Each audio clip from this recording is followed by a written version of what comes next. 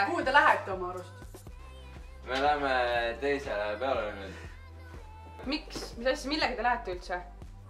Ei no millega me läheme, minu autoga lähme. Jorma sõidab.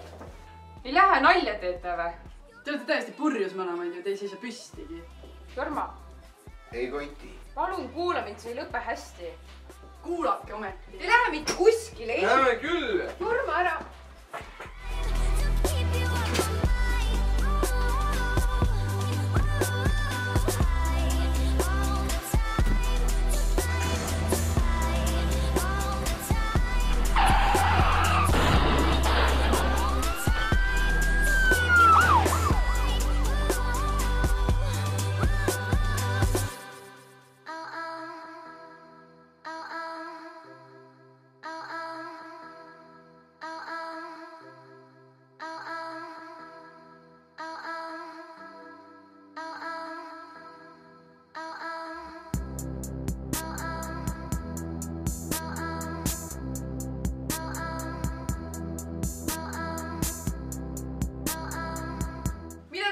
Kuhu te lähete oma arust?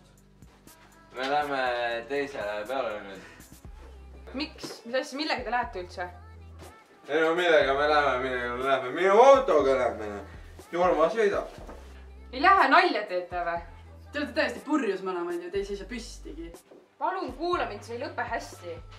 Aga mida sa üldse asjadest teada? Kuule, Rainer, ma vist ei tule ikka sinuga. Ma olen liiga purjus, et sõita. Oota, mis mõttes?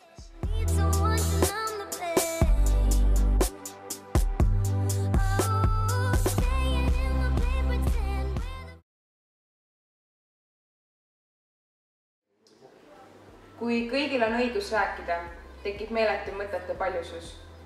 Kes selekteerib välja õiged vastused ja mille alusel? Kasutagem vahepeal ka oma oskust kuulata, mitte ainult õigust rääkida. Tihtipeale kuulatakse seda, kes kõige kõvemini karjub. Õpime kuulama ka neid, kelle hääl ei kostu üle toa. Milleks rääkida nii kõvasti, kui ei kuulata, mida öeldakse?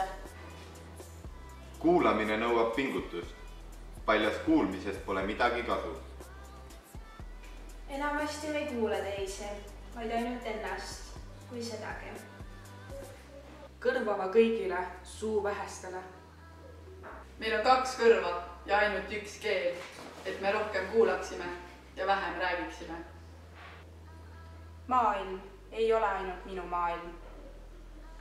Märka, pane tähele, mõista, mõtle, kuula.